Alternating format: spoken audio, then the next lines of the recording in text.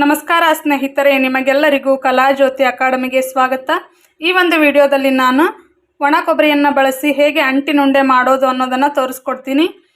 ಈ ಒಂದು ಉಂಡೆಗಳು ಬಾಣಂತಿಯರ ಆರೋಗ್ಯಕ್ಕಾಗಿರ್ಬೋದು ಹಾಗೂ ಚಿಕ್ಕ ಮಕ್ಕಳ ಬೆಳವಣಿಗೆ ದೃಷ್ಟಿಯಿಂದ ಬಹಳಷ್ಟು ಚೆನ್ನಾಗಿರ್ತವೆ. ಹಾಗಾಗಿ ನಮ್ಮ ಮನೆಯಲ್ಲಿ ನಮ್ಮ ಅಜ್ಜಿ ಮಾಡೋದನ್ನು, ನಮ್ಮ ತಾಯಿ ಮಾಡೋದನ್ನು ನಾನು ನೋಡ್ತಾ ಬೆಳೆದಿದ್ದೀನಿ. ಸೊ ಇವತ್ತಿನ ದಿವಸ ನಾನು ನಿಮಗೆ ಹೇಗೆ ಈ ಉಂಡೆಗಳನ್ನು ಮಾಡೋದು, ಅಂಟಿನ ಉಂಡೆ ಮಾಡೋದು ಅನ್ನೋದನ್ನು ತೋರಿಸ್ಕೊಡ್ತೀನಿ. ಈ ಒಂದು ವಿಡಿಯೋ ನಿಮಗೆ ಇಷ್ಟ ಆದರೆ ವಿಡಿಯೋಗೊಂದು ಲೈಕ್ ಮಾಡಿ, ಹಾಗೆ ವಿಡಿಯೋನ ನಿಮ್ಮ ಸ್ನೇಹಿತರಿಗೂ ಕೂಡ ಶೇರ್ ಮಾಡಿ, ಚಾನಲ್ನ ಸಬ್ಸ್ಕ್ರೈಬ್ ಮಾಡಿ, ತಪ್ಪದೇ ಬೆಲ್ ಐಕನ್ ಕ್ಲಿಕ್ ಮಾಡಿ. ಹಾಗಾದರೆ ಮೊದಲನೇದಾಗಿ ಉತ್ತರ ಕರ್ನಾಟಕದ ಸ್ಪೆಷಲ್ ಆದಂಥ ಅಂಟಿನ ಉಂಡೆ ಮಾಡೋದಕ್ಕೆ ಬೇಕಾದಂಥ ಸಾಮಗ್ರಿಗಳು ಏನೇನು ಅನ್ನೋದನ್ನು ನಾವು ನೋಡೋಣ. ಮೊದಲನೇದಾಗಿ ನಮಗೆ ಬೇಕಾಗಿರುವಂಥದ್ದು ಒಣ ಕೊಬ್ಬರಿನ ನಾನು ಚಿಕ್ಕದಾಗಿ ಹೆಚ್ಕೊಂಡು ಮಿಕ್ಸಿಗೆ ಹಾಕಿ ಪುಡಿ ಮಾಡಿಟ್ಕೊಂಡಿದ್ದೀನಿ. 1.5 kg ಅಷ್ಟು ಕೊಬ್ಬರಿಯನ್ನು ತೊಗೊಂಡಿದ್ದೀನಿ. ಮತ್ತು ನಂತರದಲ್ಲಿ ಇದಕ್ಕೆ ಏನೇನು ಬೇಕಪ್ಪ ಸಾಮಗ್ರಿಗಳಂದರೆ, ದ್ರಾಕ್ಷಿ ತೊಗೊಂಡಿದ್ದೀನಿ, ಒಣ ದ್ರಾಕ್ಷಿಯನ್ನು 200 ಗ್ರಾಮ್ ಒಣ ದ್ರಾಕ್ಷಿ ತೊಗೊಂಡಿದ್ದೀನಿ, 250 ಗ್ರಾಮ್ ಗೋಡಂಬಿ ತೊಗೊಂಡಿದ್ದೀನಿ, 200 ಗ್ರಾಮ್ನಷ್ಟು ಅಂಟನ್ನು ತೊಗೊಂಡಿದ್ದೀನಿ, 250 ಗ್ರಾಮ್ ಕೇರ್ ಬೀಜ ತೊಗೊಂಡಿದ್ದೀನಿ. ಇವು ಆರೋಗ್ಯಕ್ಕೆ ಬಹಳಷ್ಟು ಒಳ್ಳೆಯದ್ರಿ. ಕೇರ್ ಬೀಜ ಅಂಗಡೀಲಿ ಸಿಗ್ತಾವೆ, ಸೂಪರ್ ಮಾರ್ಕೆಟಲ್ಲೂ ಕೂಡ ನಿಮಗೆ ಸಿಗ್ತಾವೆ, ನಮ್ಮ ಉತ್ತರ ಕರ್ನಾಟಕದಲ್ಲಂತೂ ಸಿಗ್ತಾವೆ. ನೆಕ್ಸ್ಟ್ ಖರ್ಜೂರ ತೊಗೊಂಡಿದ್ದೀನಿ 200 ಗ್ರಾಮು, ಸೀಡ್ಲೆಸ್ ಖರ್ಜೂರನ ತರಿಸಿದ್ದೀನಿ. ನೆಕ್ಸ್ಟ್ ಉತ್ತತ್ತಿನ ತಂದು ಬೀಜಗಳನ್ನೆಲ್ಲ ತೆಗೆದಿಟ್ಕೊಂಡಿದ್ದೀನಿ. 250 ಗ್ರಾಮ್ ಉತ್ತತ್ತಿ, 250 ಗ್ರಾಮ್ ಬಾದಾಮಿಯನ್ನು ತೊಗೊಂಡಿದ್ದೀನಿ. ನೆಕ್ಸ್ಟ್ ಗಸಗಸೆಯನ್ನು ತೊಗೊಂಡಿದ್ದೀನಿ. ನಂತರದಲ್ಲಿ ಶುಂಠಿ, ಏಲಕ್ಕಿ, ಲವಂಗನೆಲ್ಲ ಮಿಕ್ಸಿಗೆ ಹಾಕ್ಕೊಂಡು ಪುಡಿ ಮಾಡಿಟ್ಕೊಂಡಿರೋಂಥ ಪೌಡ್ರ್ ಇಟ್ಕೊಂಡಿದ್ದೀನಿ. ಈ ಪೌಡ್ರ್ ಮಾಡೋದು ತೋರಿಸಿರೋ ಟೈಮ್ ಆಗುತ್ತೆ ಅಂಥೇಳಿ ನಾನು ಆಲ್ರೆಡಿ ರೆಡಿ ಮಾಡಿಟ್ಕೊಂಡಿದ್ದೀನಿ. ನೆಕ್ಸ್ಟ್ ಆಳ್ವಿಯನ್ನು ತೊಗೊಂಡಿದ್ದೀನಿ. ತುಪ್ಪ, ಇವನ್ನೆಲ್ಲ ಹುರಿಯೋಗೋದಕ್ಕೋಸ್ಕರ ತುಪ್ಪ ಬೇಕು, ತುಪ್ಪ ತೊಗೊಂಡಿದ್ದೀನಿ. ಸೊ ಎಲ್ಲ ಸಾಮಗ್ರಿಗಳನ್ನು ಬಳಸ್ಕೊಂಡು ನಾವು ಉಂಡೆಯನ್ನು ಮಾಡೋಣ. ಅದಕ್ಕಿಂತ ಮೊದಲು ಉತ್ತತ್ತಿನ ಸ್ವಲ್ಪ ಮಿಕ್ಸಿಗೆ ಹಾಕಿ ಪೌಡ್ರ್ ಮಾಡ್ಕೊಳ್ಳೋಣ, ಖರ್ಜೂರನ್ನು ಕೂಡ ಪೌಡ್ರ್ ಮಾಡ್ಕೊಳ್ಳೋಣ. ಈಗ ಆಲ್ರೆಡಿ ನಾನು ಕೊಬ್ಬರಿನ ತುರಿದಿಟ್ಕೊಂಡಿರ್ತಕ್ಕಂಥ ಮಿಕ್ಸಿ ಜಾರ್ ಇದೆ, ಇದೇ ಮಿಕ್ಸಿ ಜಾರ್ಗೆ ಹಾಕ್ಕೊಂಡು ಇದನ್ನು ಪೌಡ್ರ್ ಮಾಡ್ಕೊತೀನಿ. ಆಮೇಲೆ ಅದನ್ನೆಲ್ಲ ಹುರಿದು ಹೇಗೆ ಉಂಡೆ ಮಾಡೋದು ಅನ್ನೋದನ್ನು ತೋರಿಸ್ಕೊಡ್ತೀನಿ. ಈಗ ಉತ್ತತ್ತಿನ ಮಿಕ್ಸಿಗೆ ಹಾಕಿದ ಮೇಲೆ ಈ ಥರ ಪುಡಿಯಾಗಿದೆ. ಈ ಪುಡಿನ ಮತ್ತೆ ಈ ಬೌಲಲ್ಲಿ ಹಾಕ್ಕೊತೀನಿ.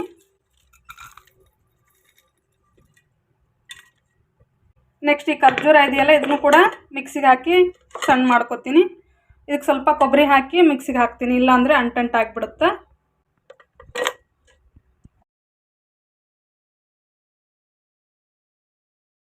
ಈಗ ಖರ್ಜೂರನ್ನು ಮಿಕ್ಸಿಗೆ ಹಾಕಿದ ನಂತರ ಹೀಗೆ ಸಣ್ಣದಾಗಿ ಪೌಡ್ರ್ ಆಗಿದೆ. ನಾನು ಮೊದಲನೇದಾಗಿ ಅಂಟನ್ನು ಹುರ್ಕೋತೀನಿ. ಅಂಟನ್ನು ಸ್ವಲ್ಪ ಸ್ವಲ್ಪ ಹಾಕ್ತಾ ಹುರಿಬೇಕು. ಅಂಟು ಹೀಗೆ ಅಳ್ಳಬೇಕು ಚೆನ್ನಾಗಿ. ಅಂಟು ಹೀಗೆ ಚೆನ್ನಾಗಿ ಅಳ್ಳಿದ್ರೆ ಉಂಡೆ ಚೆನ್ನಾಗಿ ಬರ್ತಾವೆ. ನಾನು ಈ ಹುರಿದಿರೋ ಅಂಟನ್ನು ಒಂದು ಪ್ಲೇಟ್ಗೆ ತಗೋತೀನಿ.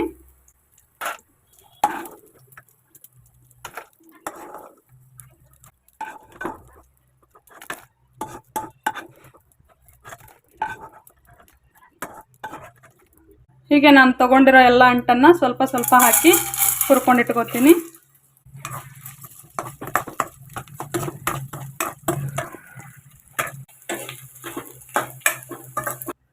ನೆಕ್ಸ್ಟ್ ಈಗ ನಾನೀಗ ಬಾದಾಮಿನ ಹುರ್ಕೋತೀನಿ.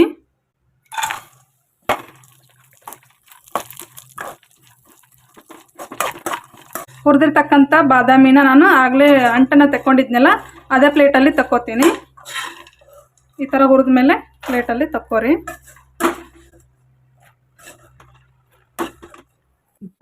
ಈಗ ನಾನು ಗೋಡಂಬಿನ ಹುರ್ಕೋತೀನಿ. ತುಪ್ಪ ಹಾಕ್ಕೊಂಡಿದ್ದೀನಿ. ಸ್ವಲ್ಪ ಲೋ ಫ್ಲೇಮಲ್ಲಿ ಹುರ್ಕೋರಿ, ಕೆಂಪಗಾಗೋವರೆಗೂ ಹುರಿಬೇಕು. ಪ್ರತಿಯೊಂದು ಸಾಮಗ್ರಿನೂ ಕೂಡ ಹೀಗೆ ಹುರಿದು ತಕ್ಕೋಬೇಕು.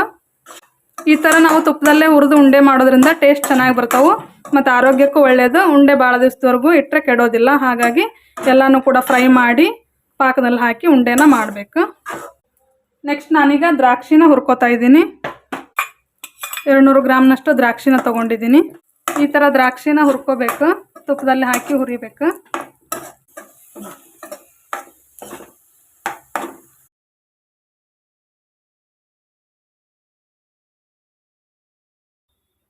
ಈಗ ನಾನು ಕೇರ್ ಬೀಜನ ಹುರ್ಕೋತೀನಿ. ಸ್ವಲ್ಪ ಹೊತ್ತು ಫಸ್ಟು ಕೇರ್ ಬೀಜನ ಫ್ರೈ ಮಾಡಿರಿ. 200 ಗ್ರಾಮು ಕೇರ್ ಬೀಜನ ನಾನು ತೊಗೊಂಡಿದ್ದೀನಿ. ಇದು ಆರೋಗ್ಯಕ್ಕೆ ಭಾಳ ಒಳ್ಳೆಯದು. ನಂತರದಲ್ಲಿ ನಾನೀಗ ಮಿಕ್ಸಿಗೆ ಹಾಕಿಟ್ಟಿರ್ತಕ್ಕಂಥ ಉತ್ತತ್ತಿ ಪುಡಿನೂ ಕೂಡ ಇದಕ್ಕೆ ಹಾಕ್ತಾಯಿದ್ದೀನಿ. ಅದನ್ನು ಕೂಡ ನಾವು ಚೆನ್ನಾಗಿ ಫ್ರೈ ಮಾಡಿದರೆ ಉಂಡೆಗಳು ಚೆನ್ನಾಗಿ ಬರ್ತಾವೆ. ನಿಮಗೇನಾದರೂ ತುಪ್ಪ ಕಡಿಮೆ ಆಗಿದೆ ಅಂತ ಅನಿಸಿದರೆ ಮತ್ತೊಂದು ಸ್ವಲ್ಪ ತುಪ್ಪನ ಹಾಕ್ಕೋಬೋದು. ನಾವು ಎಷ್ಟು ಚೆನ್ನಾಗಿ ತುಪ್ಪ ಹಾಕಿ ಹುರಿತೀವಿ ಅಷ್ಟು ಉಂಡೆಗಳು ಚೆನ್ನಾಗಿ ಬರ್ತಾವೆ. ನಂಗೆ ಸ್ವಲ್ಪ ತುಪ್ಪ ಕಡಿಮೆ ಅನಿಸುತ್ತಾ, ಹಾಗಾಗಿ ಮತ್ತೊಂದು ಸ್ವಲ್ಪ ತುಪ್ಪ ಹಾಕ್ಕೊಂಡಿದ್ದೀನಿ. ಈಗ ನೋಡಿರಿ, ಉತ್ತತ್ತಿ ಕೇರ್ ಬೀಜ ಚೆನ್ನಾಗಿ ಫ್ರೈ ಆಗಿದೆ. ಈಗ ನಾನು ಆಳ್ವಿನ ಹುರ್ಕೊತೀನಿ. ಒಂದು 5ರಿಂದ 6 ಸ್ಪೂನ್ ಆಳ್ವಿನ ಹಾಕ್ತೀನಿ ನೋಡಿರಿ. ಆರೋಗ್ಯಕ್ಕೆ ಭಾಳ ಒಳ್ಳೆಯದು. ಲೋ ಫ್ಲೇಮಲ್ಲಿ ಹೀಗೆ ಆಳ್ವಿನ ಹುರ್ಕೋಬೇಕು ನೋಡಿರಿ. ಈ ಥರ ಚಟ ಚಟ ಅಂತ ಸಿಡಿತಾವು. ಆಳ್ವಿನ ಸ್ವಲ್ಪ ಹೊತ್ತು ಹುರಿದ ನಂತರದಲ್ಲಿ ಗಸಗಸೆನ ಹಾಕ್ಕೊಳ್ಳೋಣ. ಗಸಗಸೆನೂ ಕೂಡ ಚೆನ್ನಾಗಿ ಫ್ರೈ ಆಗಬೇಕು. ಆರೋಗ್ಯಕ್ಕೆ ಭಾಳ ಒಳ್ಳೆಯದು ಗಸಗಸೆ, ತಂಪು. ಹಾಗಾಗಿ ಗಸಗಸೆನೂ ಹಾಕ್ಕೊಂಡು ಹುರ್ಕೋಬೇಕು. ಇದು ಈ ಥರ ಚೆನ್ನಾಗಿ ಚಟ್ಪಟ್ ಅಂತ ಸಿಡಿದು ಚೆನ್ನಾಗಿ ಫ್ರೈ ಆದಮೇಲೆ ಈಗ ನಾನು ಆಲ್ರೆಡಿ ಮಿಕ್ಸಿಗೆ ಹಾಕ್ಕೊಂಡಿರ್ತಕ್ಕಂಥ ಖರ್ಜೂರನ ಇದರಲ್ಲಿ ಮಿಕ್ಸ್ ಮಾಡ್ತೀನಿ. 200 ಗ್ರಾಮ್ ಖರ್ಜೂರನ ಕೊಬ್ಬರಿ ಜೊತೆಗೆ ಮಿಕ್ಸಿಗೆ ಹಾಕಿಟ್ಕೊಂಡಿದ್ದೀನಿ. ಈ ಥರ ಸಣ್ಣ ಆದರೆ ನಮಗೆ ಉಂಡೆ ಕಟ್ಟಕ್ಕೆ ಚೆನ್ನಾಗಾಗುತ್ತೆ ಅಂಥೇಳಿ. ಸೊ ಇದನ್ನು ಚೆನ್ನಾಗಿ ಫ್ರೈ ಮಾಡ್ಕೊಳ್ಳೋಣ. ಈಗ ನಾನು ಶುಂಠಿ, ಏಲಕ್ಕಿ ಮತ್ತು ಲವಂಗ ಹಾಕಿ ಪೌಡ್ರ್ ಮಾಡಿ ಇಟ್ಕೊಂಡಿದ್ದೀನಲ್ಲ, ಈ ಪೌಡ್ರನ್ನ ಹಾಕ್ತೀನಿ. ಇದು ಆರೋಗ್ಯಕ್ಕೆ ಭಾಳ ಒಳ್ಳೆಯದು. ಒಂದು 3.5 ಸ್ಪೂನ್ನಷ್ಟು ಪೌಡ್ರನ್ನ ಹಾಕಿದ್ದೀನಿ. ಇದನ್ನು ಕೂಡ ಚೆನ್ನಾಗಿ ಫ್ರೈ ಮಾಡ್ಕೋಬೇಕು. ಇದೆಲ್ಲ ಚೆನ್ನಾಗಿ ಫ್ರೈ ಆಗಿದೆ. ಈಗ ಇದನ್ನೊಂದು ಪ್ಲೇಟ್ಗೆ ತಗೊಳ್ಳೋಣ. ಇದನ್ನ ಸಪ್ರೇಟ್ ತಗೊಳ್ಳೋಣ. ಇಷ್ಟೊತ್ತು ಎಲ್ಲ ಒಂದರಲ್ಲೇ ಹಾಕಿದ್ನಲ್ಲ, ಇದಷ್ಟನ್ನೇ ಸಪ್ರೇಟ್ ತಗೋತೀನಿ. ಈಗ ನಾನು 1 kg ಅಷ್ಟು ಬೆಲ್ಲನ ಜಜ್ಜಿ ಸಣ್ಣ ಮಾಡಿಟ್ಕೊಂಡಿದ್ದೀನಿ. ಇದಕ್ಕೆ 1-2 ಗ್ಲಾಸ್ನಷ್ಟು ನೀರು ಹಾಕ್ತೀನಿ. ಆಗಲೇ 1 ಗ್ಲಾಸ್ ಹಾಕಿದ್ದೆ, ಈಗ 1 ಗ್ಲಾಸ್. ಒಟ್ಟು 2 ಗ್ಲಾಸ್ ನೀರನ್ನ ಹಾಕ್ತಾಯಿದ್ದೀನಿ. ನಾ 2 ಗ್ಲಾಸ್ ನೀರು ಹಾಕಿದ ತಕ್ಷಣ ಬೆಲ್ಲದ ಮೇಲೆ ನೀರು ನಿಂತು, ಇಷ್ಟೇ ಸಾಕು ನೀರು. ನೀವು ಅಂದಾಜಾಗಿ ಹಾಕೋದೊಳದಾದರೂ ಬೆಲ್ಲದ ಮೇಲೆ ಸ್ವಲ್ಪ ನೀರು ನಿಂತರೆ ಸಾಕು. ಇಷ್ಟು ಹಾಕೋರಿ ನೀರನ್ನ. ಈ ಬೆಲ್ಲ ಚೆನ್ನಾಗಿ ಕರಗಿ ಕುದ್ಮೇಲೆ ಪಾಕ ಬರುತ್ತೆ. ಒಂದೆಳೆ ಪಾಕ ಬಂದಮೇಲೆ ನಾವು ಉಂಡೆನ ಕಟ್ಟೋಣ. ಬೆಲ್ಲ ಕರಗೋವರೆಗೂ ಕೂಡ ಸ್ವಲ್ಪ ಹೀಗೆ ಕೈ ಆಡಿಸ್ತಾ ಇರಬೇಕು, ಇಲ್ಲಾಂದರೆ ತಳ ಗಟ್ಟಿ ಆಗುತ್ತೆ. ಬೆಲ್ಲ ಕರಗಿದ ನಂತರದಲ್ಲಿ ಏನಾಗುತ್ತೆ, ಪಾಕ ಚೆನ್ನಾಗಿ ಕುದಿಯುತ್ತೆ. ಕುದ್ಮೇಲೆ ಒಂದೆಳೆ ಪಾಕ ಬಂದ ತಕ್ಷಣ ನಾವೇನು ಮಾಡಿಟ್ಕೊಂಡಿದ್ವಿ ಎಲ್ಲ ರೆಡಿ ಮಾಡಿಟ್ಕೊಂಡ್ರೆ ಇಂಗ್ರೀಡಿಯೆಂಟ್ಸ್ನ ಹಾಕಿ ಉಂಡೆನ ಕಟ್ಟಬೇಕಾಗತ್ತೆ.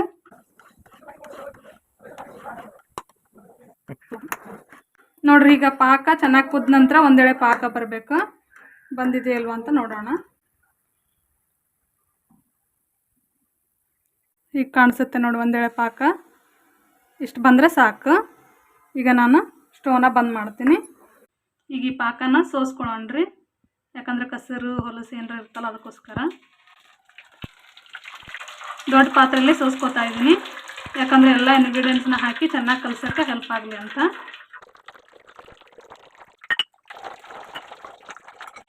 ನೋಡಿರಿ, ಬೆಲ್ಲದಲ್ಲಿ ಏನಾದರೂ ಕಸರಿದ್ರೆ ಹೊಲಸಿದ್ರೆ ಎಲ್ಲ ಬಂದುಬಿಡ್ತಾವೆ. ಈ ಥರ ಸೋಸ್ಕೋಬೇಕು ಪಾಕನ. ನಂತರದಲ್ಲಿ 1-2 ಸ್ಪೂನ್ನಷ್ಟು ತುಪ್ಪನ ಸೇರಿಸ್ಕೊರಿ. ನಾನು ಮೊದಲಿಗೆ ಈ ಪಾಕಕ್ಕೆ ಆಳ್ವಿಯನ್ನು ಸೇರಿಸ್ಕೊತಾ ಇದ್ದೀನಿ. ಫಸ್ಟು ಆಳ್ವಿ, ಉತ್ತತ್ತಿ, ಗಸಗಸೆ ಹಾಕಿರೋದನ್ನು ಮೊದಲು ಹಾಕ್ಕೋತಾ ಇದ್ದೀನಿ.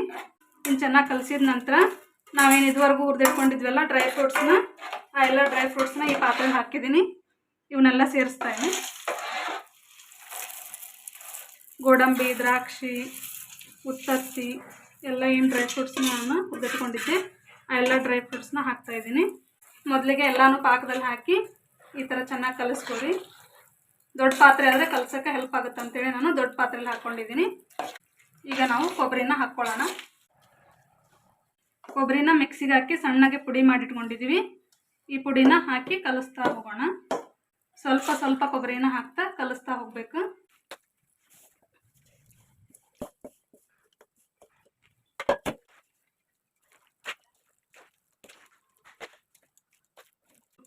ಒಂದೂವರೆ kg ಒಣ ಕೊಬ್ಬರಿ ಉಂಡೆಯನ್ನು ಮಾಡೋದಕ್ಕೆ 1 kg ಪಾಕನ ಮಾಡ್ಕೊಂಡಿದ್ದೀನಿ. ನಾನು 1 kg ಬೆಲ್ಲ ತೊಗೊಂಡಿದ್ದೀನಿ. ಹೀಗೆ ಕೊಬ್ಬರಿ, ಡ್ರೈ ಫ್ರೂಟ್ಸ್ ಎಲ್ಲ ಚೆನ್ನಾಗಿ ಮಿಕ್ಸ್ ಮಾಡಬೇಕು.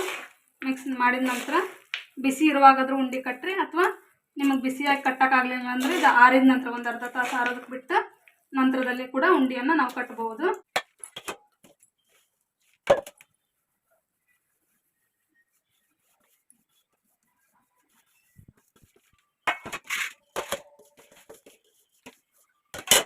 ಹೀಗೆ ಕೊಬ್ಬರಿನ ಚೆನ್ನಾಗಿ ಪಾಕದಲ್ಲಿ ಹಾಕಿ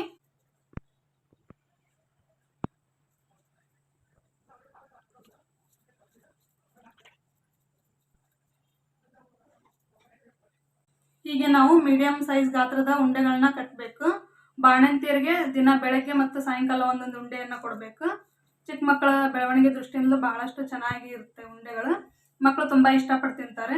ಬಾಣಂತಿಯರಿಗೆ ಈ ಉಂಡೆಯನ್ನು ಕೊಡೋದ್ರಿಂದ ಅವರ ಎದೆ ಹಾಲಿನ ಉತ್ಪತ್ತಿ ಹೆಚ್ಚಾಗುತ್ತೆ ಮತ್ತು ಅವರಿಗೆ ಕ್ಯಾಲ್ಸಿಯಂ ಅಂಶ, ಕಬ್ಬಿಣದ ಅಂಶ, ನಾವು ಬೆಲ್ಲದ ಉಂಡೆಯನ್ನು ಮಾಡೋದ್ರಿಂದ ಕಬ್ಬಿಣದ ಅಂಶ ಸಿಗುತ್ತೆ. ಹಲವಾರು ಕಾರಣಗಳಿಂದ ನಮ್ಮ ಹಿರಿಯರು ಏನು ಮಾಡ್ತಾರೆ, ಹಡ್ದಂಥ ಸಂದರ್ಭದಲ್ಲಿ ಬಾಣಂತಿಯರಿಗೆ ಈ ಉಂಡೆಗಳನ್ನ ಕೊಡ್ತಾರೆ. ಮತ್ತು ಚಿಕ್ಕ ಮಕ್ಕಳ ಬೆಳವಣಿಗೆ ದೃಷ್ಟಿಯಿಂದ ಕೂಡ ಬಹಳಷ್ಟು ಉಪಯುಕ್ತ. ಈಗ ನಾವು ಮಕ್ಕಳಿಗೆ ಡ್ರೈ ಫ್ರೂಟ್ಸ್ನ ಹಾಗೆ ತಿನ್ನೋದು ಕೊಟ್ಟರೆ ಅವ್ರು ತಿನ್ನೋದಿಲ್ಲ. ಈ ಥರ ಉಂಡೆಯಲ್ಲಿ ಹಾಕಿ ಮಾಡಿಕೊಟ್ರೆ ಭಾಳ ಇಷ್ಟಪಟ್ಟು ತಿಂತಾರೆ. ಆರೋಗ್ಯಕರವಾದಂಥ ಅಂಟಿನ ಉಂಡೆಯನ್ನು ನೀವು ಕೂಡ ನಿಮ್ಮ ಮನೆಯಲ್ಲಿ ಮಾಡಿ ಚಿಕ್ಕ ಮಕ್ಕಳಿದ್ದರೆ ಚಿಕ್ಕ ಮಕ್ಕಳಿಗೂ ಕೊಡ್ರಿ, ತುಂಬ ಇಷ್ಟಪಟ್ಟು ತಿಂತಾರೆ. ಇದೇ ರೀತಿಯಾಗಿ ಎಲ್ಲ ಉಂಡೆಗಳನ್ನು ಮಾಡಿ ನಾನು ನಿಮಗೆ ತೋರಿಸ್ತೀನಿ. ಇದೇ ಥರ ನೀವು ಮನೇಲಿ ಒಂದ್ಸಲ ಟ್ರೈ ಮಾಡಿರಿ. ಹೇಗಿತ್ತು ಅನ್ನೋದನ್ನು ಕಮೆಂಟ್ ಮೂಲಕ ತಿಳಿಸ್ರಿ. ಹೀಗೆ ನಮ್ಮ ಚಾನಲ್ನ ಸಪೋರ್ಟ್ ಮಾಡಿ. ನೋಡಿ ವೀಕ್ಷಕರೇ, ಉತ್ತರ ಕರ್ನಾಟಕದ ಸಾಂಪ್ರದಾಯಿಕ ಅಂಟಿನ ಉಂಡೆಗಳು ಈಗ ರೆಡಿಯಾಗಿವೆ. ಚಿಕ್ಕವರಿಂದ ಹಿಡಿದು ದೊಡ್ಡವರವರೆಗೂ ಬಾಣತಿಯರಿಗಾಗಿರಬಹುದು, ಹಾಗೆ ನಾವು ಮನೇಲಿ ತಿನ್ನೋಕ್ಕಾಗಿರ್ಬೋದು, ಈ ಉಂಡೆಗಳನ್ನು ಮಾಡ್ಬೋದು. ಆರೋಗ್ಯಕರವಾದ ಅಂಟಿನ ಉಂಡೆಗಳನ್ನು ನೀವು ಒಂದ್ಸಲ ಪ್ರಯತ್ನ ಮಾಡಿ ನೋಡಿರಿ.